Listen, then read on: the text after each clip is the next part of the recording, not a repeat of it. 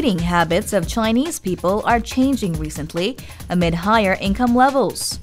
As a result, global food prices are fluctuating widely. Why? Full-scale opening or delaying. There are heated debates on the pros and cons of rice tariffication. Indeed, which one will be more beneficial to Korea?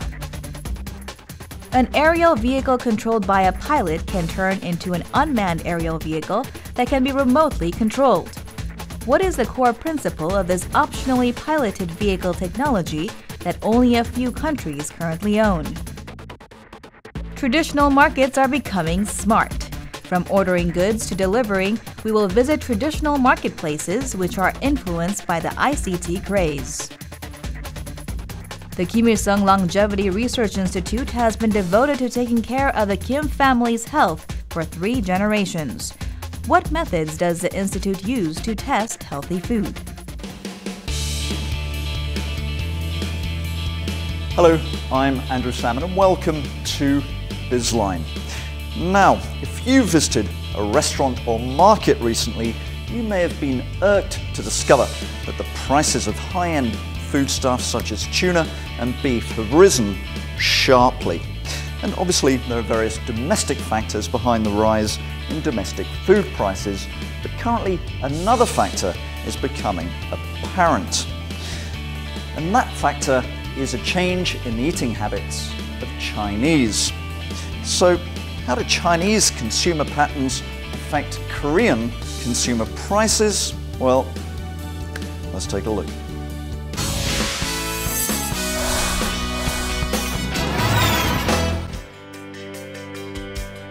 Could prices surge if consumed by 1.4 billion Chinese people? Beef, salmon, nuts, and more.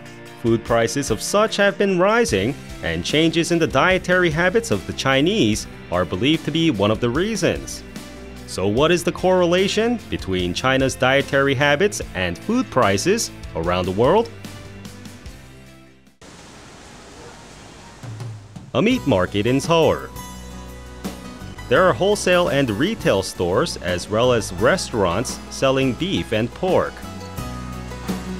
The market is lively with people who come here to purchase meat or eat. And there is a change in how people think of imported beef prices these days. 예전 같으면 뭐 수입소에 땀 나서 먹는다고 하지만 지금은 뭐 한우하고 차이 별로 안 나고 수입 고기 가격이 그렇게 싼 편이 아니기 때문에 그래서 한우하고 별 차이가 없는 느낌을 가져서 그런지 소비자들이 청년들도 한우 고기를 많이 찾아요. Consumers had preferred imported beef because it was cheaper than Korean beef, but with the fluctuation of imported beef prices, there has been a change in demand. Prices for the ribs and roast have risen greatly. 가장 많이 상승폭이 있는 게 구이류, 뭐 갈비, 안창살, 뭐 갈비살. 작년 대비해서 갈비류 같은 경우가 뭐 한 70% 정도까지 올랐습니다. 이게 지금도 올라가고 있고요. According to the Korea Agro Fisheries and Food Trade Corporation, a 100-gram portion of rib imported from Australia unfrozen costs about $2.40, which is an increase of 8% from $2.20 a month earlier. It is also a 40% hike from $1.70 reported in the same period last year. The price hikes are believed to be due to the increase in beef consumption by the Chinese people. 예, 지금 중국 수요가 작년부터 해가지고 이게 계속 이제 늘고 있어가지고 이제 뭐 미국이나 호주, 뉴질랜드 뭐 오파 가격 오르면서 이제 우리나라도 이제 오파 가격에 이제 영향을 받으면서 수입은 이제 원가가 올라가면서 이제 도매 가격도 많이 올라가고 있습니다. 지금. Beef consumed by one person in China was only 520 grams in the year 2000, but that amount doubled to 1.02 kilograms by 2012. Beef imported by China was 99,000 tons in 2012, but that amount quadrupled to 400,000 tons last year and is likely to exceed 500,000 tons this year. The Chinese people preferred pork, but with the rise in income, they are importing more beef for consumption. 이제 소비자들의 식생활이나 어떤 그런 것들이 이제 질적으로 향상되면서 과거에는 뭐 돼지고기나 닭고기 이런 수요가 많았는데 최근 들어서 이제 선진국에서 많이 수요되는 그런 육류, 참치라든가 소고기, 또 우유, 유제품 같은 것도 상당히 이제 질적인 부분을 요구하기 때문에 그런 부분이 많이 작용하고 있는 것 같습니다. As 1.4 billion Chinese are eating beef, they are pushing up related prices globally. But beef isn't the only item affected. Salmon, which is very popular in Korea, saw its price surge 60% this year. Chinese people, who have mostly eaten white fish, are now seeking oily fish such as tuna and salmon.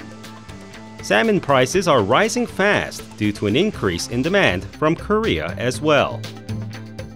왜냐면 중국 자체 인구가 워낙 많다 보니까 없던 소비층이 생기면 당연히 이제 전체적인 소비량이 늘어나게 되잖아요. 그래서 아마 중국에서도 많이 찾으면 많이 찾다 보면 가격이 올라가기 마련이거든요. 그래서 이제 더 그런 영향도 있을 것 같아요.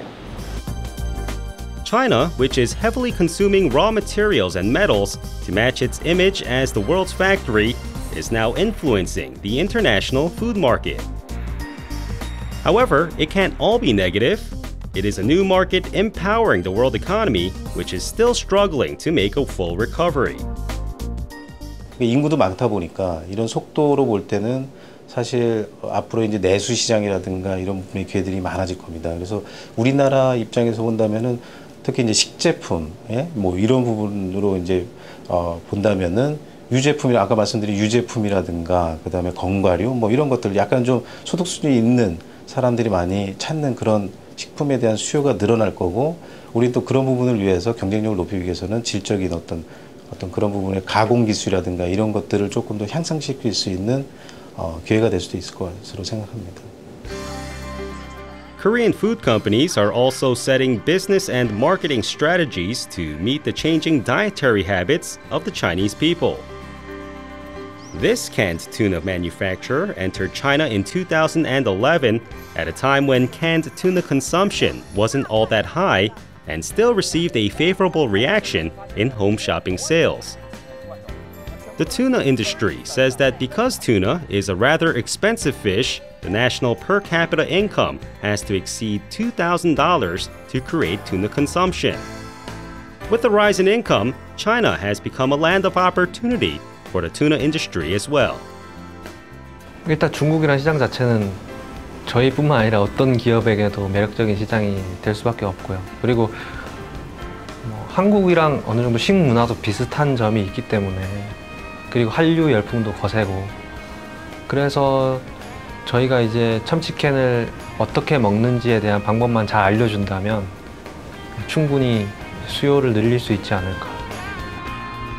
Korea is close to China, and the similarity of culinary cultures works in her favor. Changes in what China eats can provide many opportunities for Korean companies. 중국의 이제 소득 수준이 이미 이제 1인당 GDP로 보면 5,000불이 넘은 상태고 그만큼 이제 앞으로 2020년까지는 중산층 계층이 굉장히 높아질 겁니다. 자연히 어떤 소득에 대한 어떤 그런 고급 식품에 대한 수요도 굉장히 빠르게 늘어날 것으로 보입니다. 식품 산업은 그 중에서 가장 굉장히 중요한 부분 중에 하나라고 생각하고요. 그만큼 이제 우리나라나 세계 경제도 중국의 어떤 그런 식품 경쟁력, 식품 수요가 늘어나면 늘어날수록 기회도 많아질 거라고 생각합니다. The Chinese market boasts of huge land and population, and they can heavily influence a food supply and demand worldwide. The competition to please their tastes is heating up, and the food industry will see it intensify for some time to come.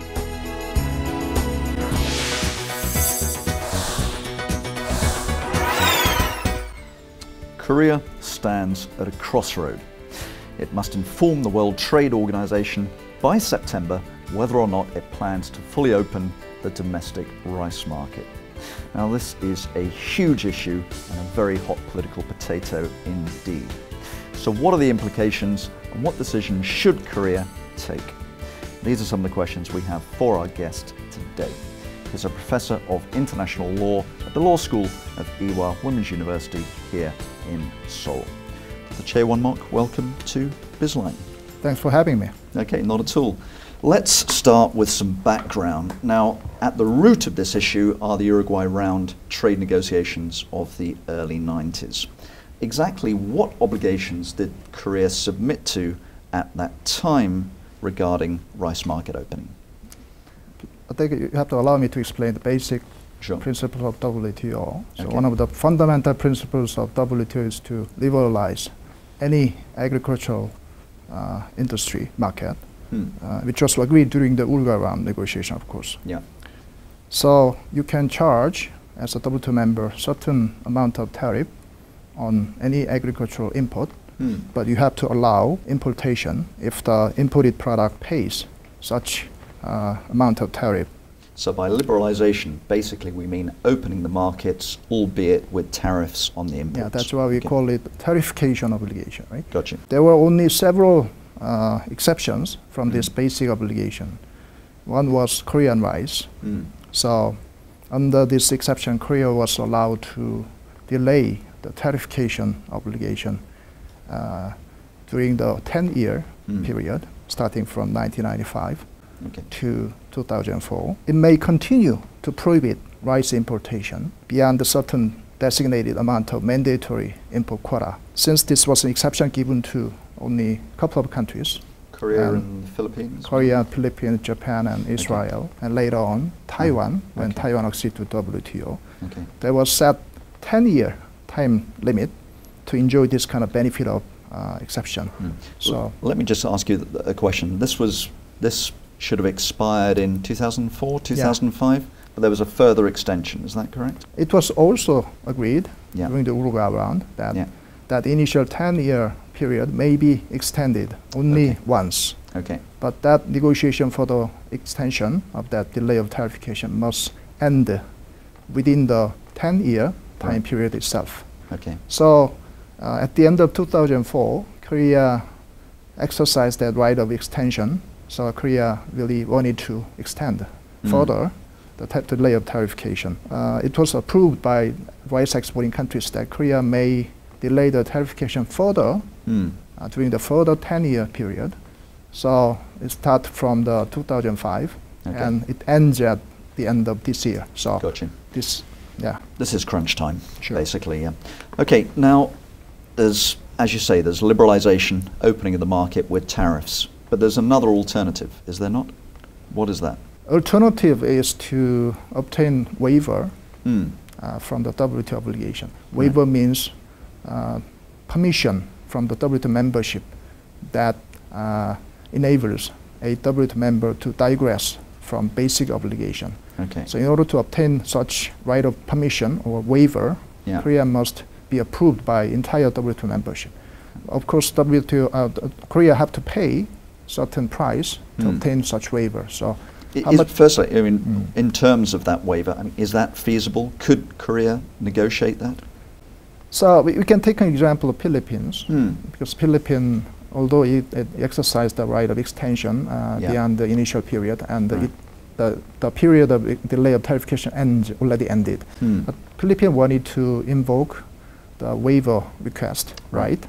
And WTO eventually approved such request, and the Philippines had to pay the price of increasing mandatory quota amount from 350,000 ton to 800,000 ton, more than doubling the minimum quota amount.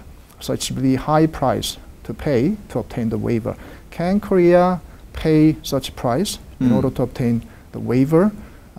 Korean minimum market access quantity of Korea is 400,000 ton, right?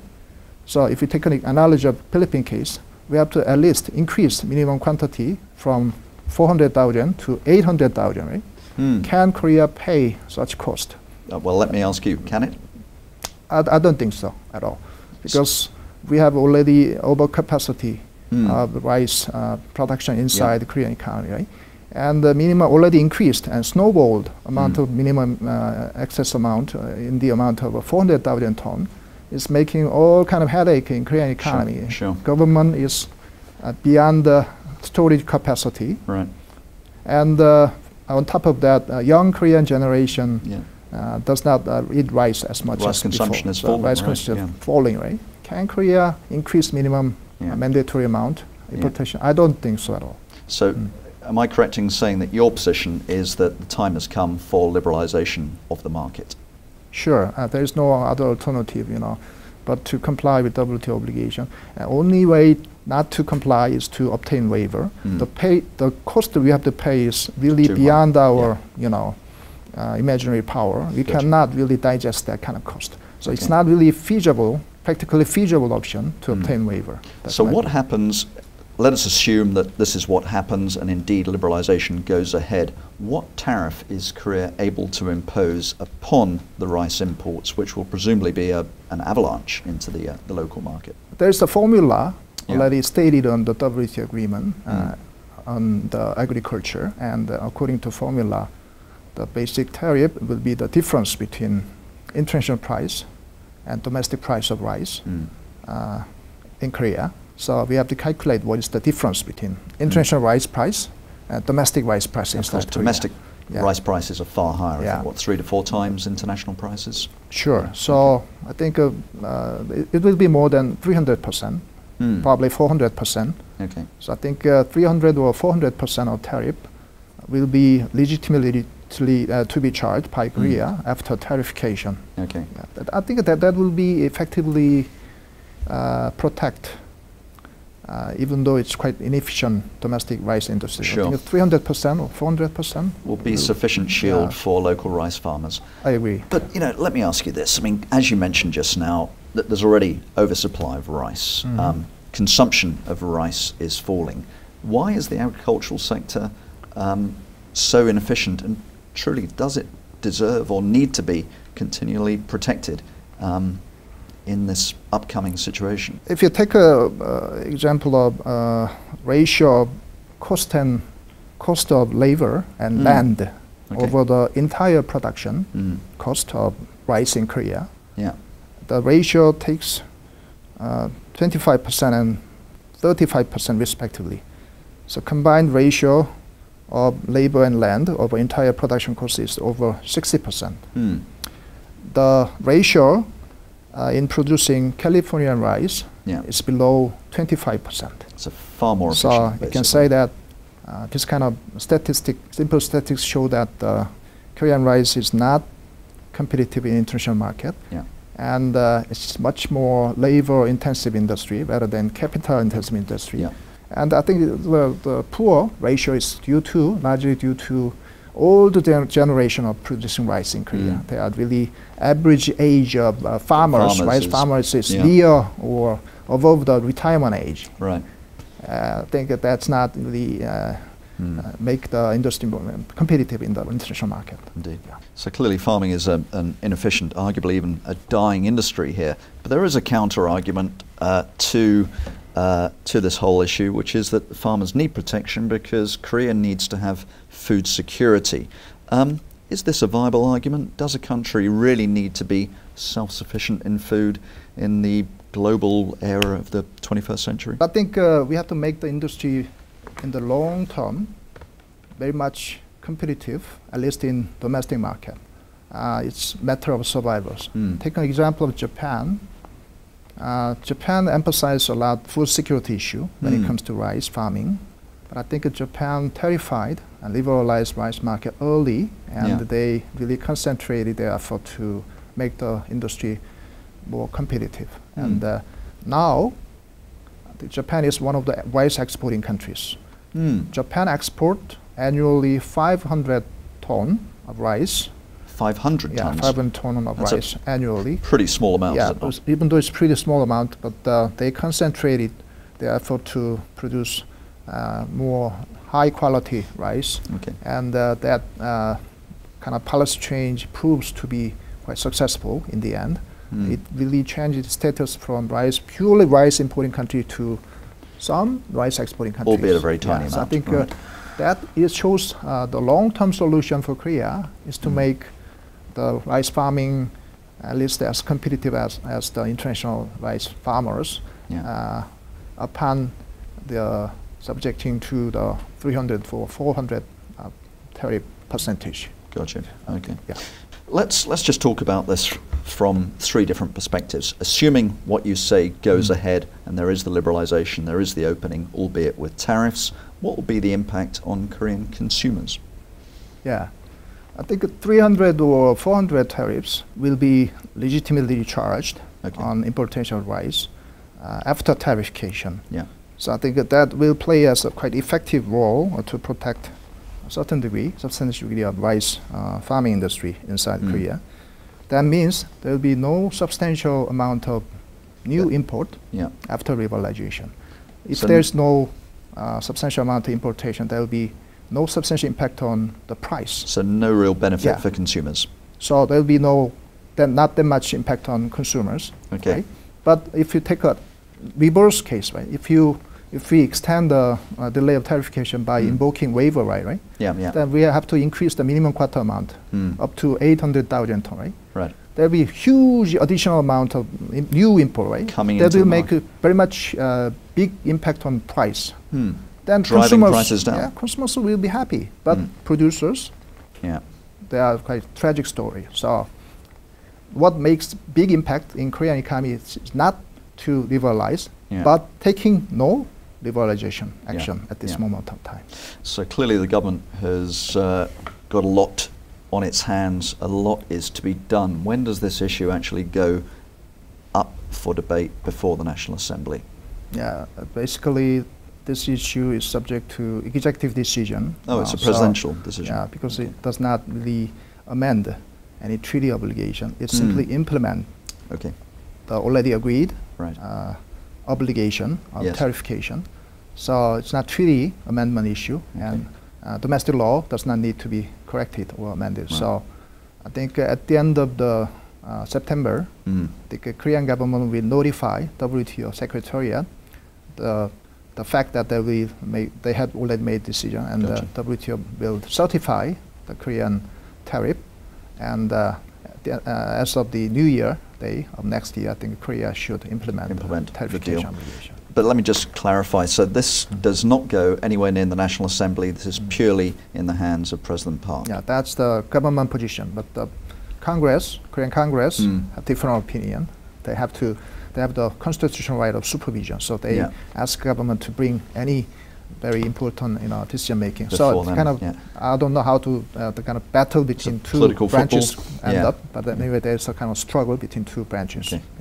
But legally speaking, there's no obligation to go to Congress. Gotcha. Okay. Well, we'll see how this plays out. Looks like we've got some pretty emotive and perhaps interesting days ahead of us. Dr. Che, thank you very much indeed for enlightening us on this very significant issue as the year rolls forward. Thanks for being on Bizline. It's my pleasure. Okay.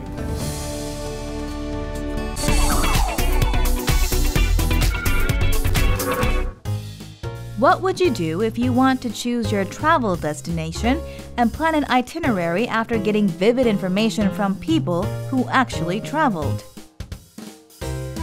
This week's app of the week is TourNote, that enables people to share their travelogues. First, let's choose the destination you are interested in. Then, collect information from photos and stories travelers took and wrote themselves. This is useful in scheduling the itinerary, as you can see tour courses at once through a map. When you have a question, you can ask immediately and get help from comments posted in real time. In addition, this app is also convenient once you go to the tourist destination, as you can search tourist sites from where you are located. Through others' vivid travel experiences, you can prepare for a more pleasant trip.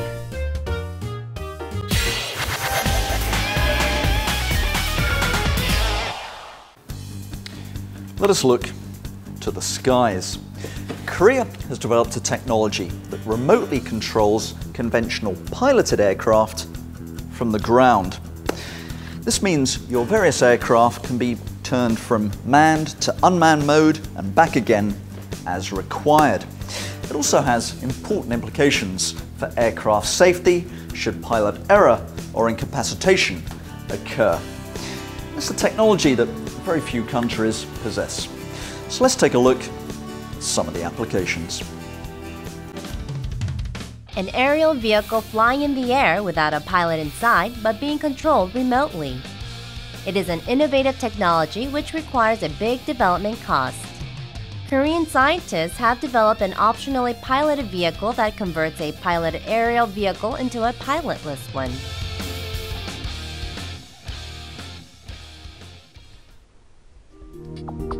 An aerospace center in Gohung, Jeollanam-do Province, a two-seater light plane is landing after completing its flight. A closer look shows that there is no one inside controlling the plane. It is a piloted plane that has turned into a pilotless one. A technology for converting a commercial piloted aerial vehicle into a pilotless one has been developed and completed a successful test flight. The Korea Aerospace Research Institute has recently introduced the optionally piloted vehicle, an aerial vehicle that can fly with or without a human crew on board, grabbing much attention from its peers. 사람이 타는 상태에서 무인기를 운용을 하게끔 해서 개발이 시작이 됐고요. 무인기 쪽에 좀 더 충돌 회피라든가 자율비행 이런 기술들이 더 개발이 되면은 이제 무인기만으로도 그 모든 하늘에 날아다닐 수 있게 이제 발전을 할 겁니다. The optionally piloted vehicle requires communications system to remotely control the vehicle from the ground and to have an automated control system, which is basic technology for an unmanned aerial vehicle. Existing piloted planes can be converted to pilotless ones by adding on position, displacement, and attitude sensors and the communication system, instrument, and engine data interface so that it can fly without a pilot. 기존의 유인항공기에 영향이 최대한 적게끔 해서 유인항공기로도 쓸 수가 있고 또 무인기 시스템을 얹어서 잘 작동을 하게끔 연결해주는 개조 기술이 필요하고요. 그리고 무인 장비들이 얹어지면은 거기에 필요한 전기라든가 또 엔진을 원격으로 작동시키고 끌 수 있는 이러한 기존 시스템하고 인터페이스하는 기술들이 필요합니다. In general, an unmanned aerial vehicle is small, but a piloted plane is at least 600 kilograms in weight, and the wings are more than 8 meters long, so technology applied in each differs. Currently, passenger airliners have automated pilot systems which don't require pilot crews taking the handle. So how is it different from an OPV?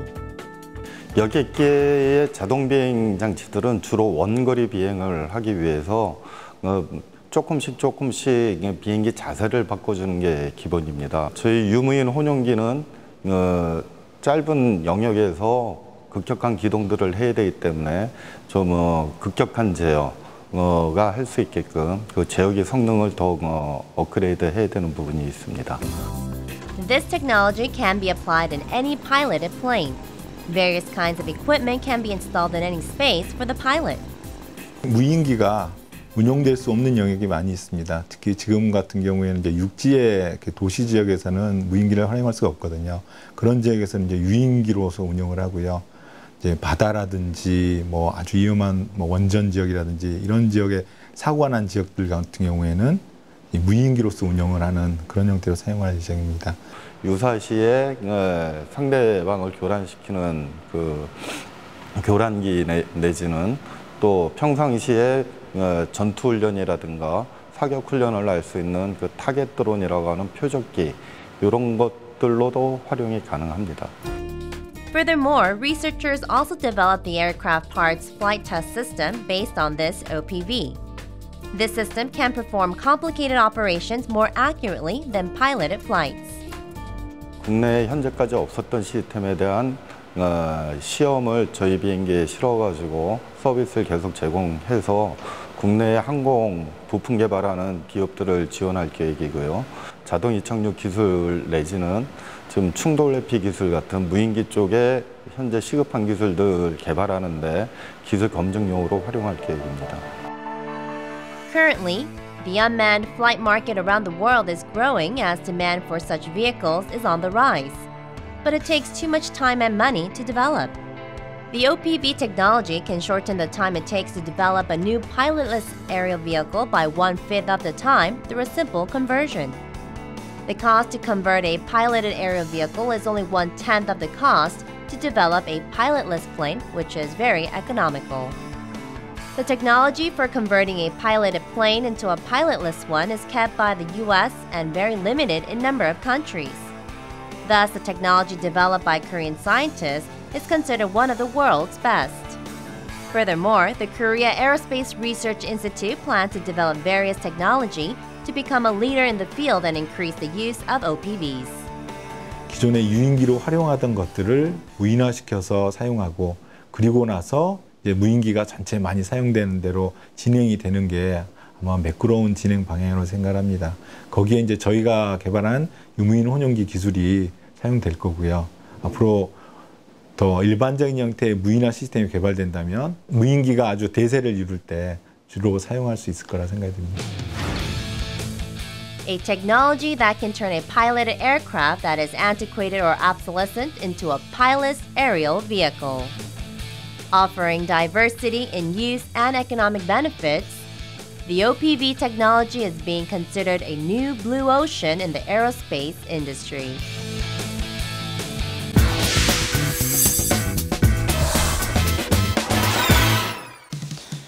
On the one hand, traditional markets. On the other, information and communications technology. Now, at first sight, these two sectors may not seem that closely aligned. But right now in Korea, a range of traditional markets are actively leveraging ICT. Let's take a closer look to see how they're doing it. Information and communications technology meets Korea's traditional markets, a typical analog place in the country. Apart from modern facilities, the markets also offer services equipped with the latest communications network. Now we will introduce you to the infinitely transforming traditional markets. Chungok Cheil Market is a typical traditional market in Seoul. From delicious smells, hearty laughs, to friendly and generous merchants who are eager to give extra food to customers, this is part of the fun customers have when they come to traditional markets. The market has transformed into a clean, convenient, and modern place, attracting more customers. But in fact, there is another reason behind the increasing number of customers in this market. It is because the market, seen as the symbol for analog place, has turned into a smart market amid the craze for ICT. 우리 시장은 ICT라는 건 전혀 생소한 게 새로 들어와서 그동안의 홍보와 여러 가지 활성화를 기하는데 많은 노력을 했습니다. 그래서 지금은 ICT에서 우리 상인들도 많이 이렇게 깨우쳤고 그거를 접목해서 매출에 많이 이렇게 활성화를 하고 있습니다. Most of all, as a smart market, it turned the entire area of the marketplace into a Wi-Fi zone by installing high-speed wired and wireless networks. Customers can use data for free when they visit the market. The market implemented a system in which customers get a 10% discount when they buy common-use gift certificates, which can be used anywhere in the Chungok Cheil market through an application. This system has drawn a lot of positive response from young people, and as a result, more than doubled the sales of gift certificates. Customers familiar with smartphones began to visit the market and use this app, a mobile wallet, to buy goods in the market. 스마트폰을 이용해서 상품권을 교환해서 사용하니까 너무 편리하고 좋았고요. 그 상품권을 또 사게 되면 10% 할인까지 해주셔가지고 도움도 생기고 너무 좋고 편리한 것 같아요. Customers can also use the market's online grocery shopping service. When customers order goods, veteran housewife helpers do the grocery shopping for them and deliver the goods to their homes at the time they prefer. Even food such as fried chicken and tteokbokki, Korean traditional food made from rice cake and sweet red chili sauce, can be delivered from the market. 전통 시장의 근본 경쟁력을 높일 수 있는 방안이 무엇이 있을까 이렇게 찾아보았고 SK텔레콤이 보유한 ICT 역량, 소상공인 경영 지원 시스템인 마이샵, 그리고 고객에게 쿠폰 등을 발송할 수 있는 스마트 월렛 등을 적용하여 시장을 활성화할 수 있는 방안을 찾아보았고요. 그리고 그것을 시장에 적용하여 시장의 근본적인 경쟁력을 높일 수 있도록 추진하고 있습니다. The most noticeable from SK Telecom's support project is to provide My Shop Solution, a point-of-sale system to stores in the market for free. Merchants can use various integrated functions such as credit card payments, sales, purchase orders, and product management, as well as promotions using SMS and coupons. It is true that merchants unfamiliar with digital devices were reluctant to use the system when it was first introduced to them. 그 마이샵을 개설하기까지는 일단은 그 인터넷 선을 이제 끌어와야 돼 가지고 그 비용이 나가는 부분이 있어서 이 상인들이 그런 부분에 좀 민감한 부분이 있었어요. 가게의 장부 정리라든지 고객 관리가 상당한 효과가 있다는 그 광고가 나가고 또 좋은 점이 있다는 그게 돼서 지금은 우리 시장에 한 80여 대가 점포에 비치대가 있어 가지고 상당히 매출에 효과를 보고 있고. Helped by innovation in customer management and marketing based on the use of ICT, the market's overall sales increased by 10%. The market also obtained a customer database of about 3,500 people. Although it is still in the beginning stage, merchants are quite encouraged by the discovery of the market's new potential. 소비자들도 옛날에는 내가 뭐 얼마를 받는다 그러면 사람들이 안 믿었는데 지금은 여기다 딱 표시를 해버리니까 이 집은 정확하구나. 이제 그래서 깎거나 이런 게 없어요. 개별 점포가 DB 마케팅을 활용해서 각 개인들의 단골 고객에게 SMS라든가 다양한 쿠폰 등을 발송해서 그 고객들이 다시 한번 그 개별 점포를 찾아와서 그 시장이 활성화될 수 있는 모습을 지금 그려나가고 있고, 향후에는 그것들을 더 시장 스스로 상인들이 잘 할 수 있도록 다양한 교육과 지원 활동 등을 병행해 나갈 예정입니다. Another example of a traditional market that has transformed into a smart market is Shingi Market in Incheon. This traditional market adopted a smart delivery system in which the goods customers buy from the market are delivered to their homes for free. 보통 그 전통시장의 불편한 점을 말할 때 주차장하고 배달을 갖다가 배송을 특히 불편하다고 얘기를 하고 있습니다. 그래서 그런 불편한 점을, 고객들의 불편한 점을 해소하기 위해서 미흡박스라고 배송 시스템을 갖춰가지고 고객이 여러 점포에서 본 장을 이 미흡박스에 넣어놓으면 한 번에 그 입력으로 인해서 지속적으로 자기네 집으로 배송할 수 있는 그런 시스템을 갖추게 됩니다. Customers can receive the purchased goods within 2 hours at the place they want by putting the goods into the unmanned delivery box and inputting the address of the place they want the goods to be delivered to. This is convenient as customers who need to run an errand after grocery shopping can have their heavy grocery bags sent to their homes with just an input of their address. 핸드폰 번호 한 번만 누르면 다 자동으로 주소 같은 게 이런 게 다 떠서 편해요. As Shingi Market is located in Incheon, many foreign tourists visit the market to look around and do shopping when they arrive in Korea or depart from the country. For this reason, Shingi Market officials are also planning to launch a service for foreign customers.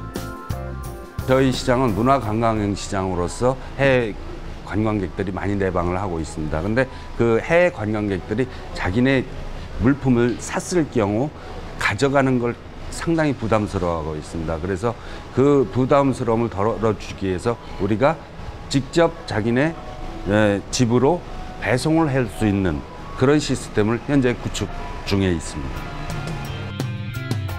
Traditional market merchants who had been content with traditional ways in the past opened their eyes to innovative marketing and management as they began to actively adopt ICT.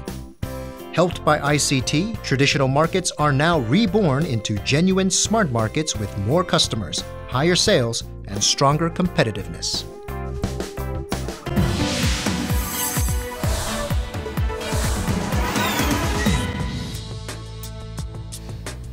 Talk about royal treatment. Inside North Korea, an institute exists which is devoted exclusively to overseeing the health of the country's ruling Kim dynasty. The Kim Il-sung Longevity Research Institute not only inspects every single morsel of food to land on Kim Jong-un's plate, it also inspects every single ingredient for its nutritional value. And it uses some pretty bizarre methodologies to do so. So let's take a look inside a truly unique institution. Would you believe there is a research institute with thousands of the most talented brains entirely devoted to making sure a single person and his family live for a long time and in good health? Surprisingly, it exists in one of the world's most impoverished nations. The Research Institute, dedicated to serve entirely for the health of the North Korean leader, is known sometimes as the Kim Il-sung Longevity Research Institute and also as Mansumugang Institute, a name secretly whispered among common North Koreans. 존재가 안 알려져서 그렇지 이게 70년대 중후반 그때 만들어져서 그 이후에 계속 이 규모가 커진 것 같아요. 이게 만수무강 연구소라는 곳이. The national founder and eternal father Kim Il-sung dies in 1994. His son and heir Kim Jong-il follows in 2011, both from heart problems. The perishing of deity-like figures shocked North Koreans, creating a state of emergency in the Hermit Kingdom. More panic-stricken by their deaths than the military was the secret research center entirely devoted to the Kim's meals and health. 주룡님이 그 건강도 못 지키는 저놈들이 도대체 다 총살시켜야 된다. 그 정도로 사람들이 굉장히 분노했었습니다. 그때 당시에. Little is known about this mysterious medical research center. It is known as the Longevity Research Institute to North Koreans. 그 연구기관이 지금 3개가 지금 존재하고 있는데요. 이렇게 3개 연구소가 왜 이렇게 분리되어 있는가 하는 문제는 경쟁적으로 김일성과 김정일의 건강을 연구하기에 그렇게 하자는 목적에서 분리시킨 상태로 그대로 존재했던 거죠. The best doctors, biologists, and scientists from the top Kim Il-sung University and elsewhere are plucked and crammed into the laboratories and institutes where armed soldiers stand at guard around the clock along the wired door gates. 아주 기본적인 임무는 그 당시는 김일성 주석의 건강 관리에 필요한 모든 식품을 다 제공하는 게 이 만수무강 연구소가 하는 일이랍니다.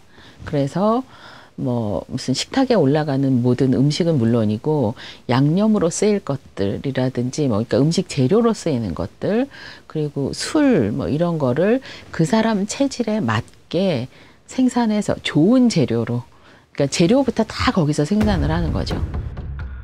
The ultimate goal was to engineer all food the Kim Il-sung family consumes, from daily meals to cigarettes and chewing gums. Health perfect. 김일성, 김정일의 그 체질에 맞는 사상의학의 체질에 연구를 하고 그 체질에 맞는 각종 식품 그리고 보약 이런 것들을 개발을 하고. The institute has over 4,000 staff.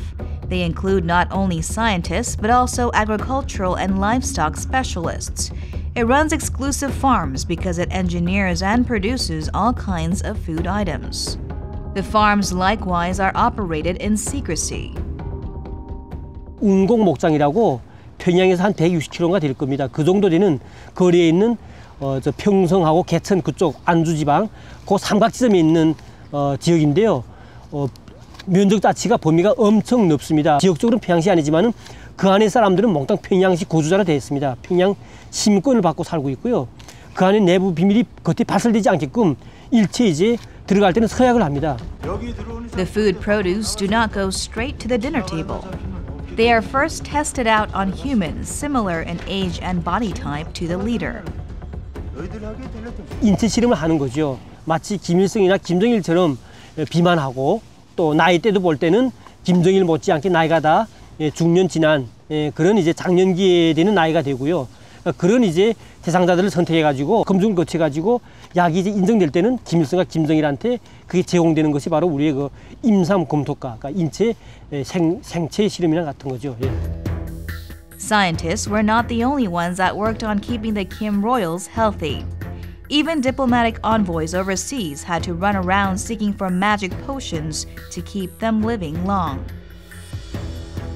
북한의 외교관들이 해당 나라에서 발표하는 여러 가지 그 건강에 대한 책들 우선 제가 구입을 하고 그 책을 본국에 보내고 또 그 나라의 장수자들이 있지 않습니까? 그 장수자들이 자료를 모아가지고 북한에 보내고 또 그 나라의 최고의 장수식품이라든가 장수보약 이런 것들도 구입을 해가지고 북한에 보내면서 이거에 대해서 이제 그 연구를 하고 김일성에게 이제 보장하는 그런 부분들을 외교관들이 많이 이제 했었습니다. 특히 대사 아래 참사관들 중에는 그걸 전문으로 맡아 하는 전문 이제 참사관들이 있는 걸로 그렇게 알고 있습니다. Most common North Koreans went hungry, while most of the resources at home and abroad went to feed the Kim family. According to the United Nations Food and Agriculture Report last year, about 7.6 million, or 31% of total North Korean population, were malnourished. 황해도의 송림이라는 곳을 갔을 때 10살 정도 돼 보이는 애가 한 5살 정도 되는 꼬마 손을 잡고 가는 거죠. 제 생각에. 물어봤어요. 몇 살이니? 그랬더니 15살이래요. 그러니까 아시겠지만 15살짜리 아이의 이 몸의 크기와 10살짜리 아이가 어느 정도인지 차이를 아시잖아요. 소외 계층을 돌봐야 된다고 본인이 얘기를 했는데 말로만 돌보시지 말고 실제로 좀 돌보는 정책을 썼으면 좋겠다는 생각이 있습니다. The Kim leaders lavished on themselves to go on living forever. They nevertheless died from illness. Meanwhile, their people starved to death in masses. The money and resources spent on one individual could have saved and still can save millions of lives.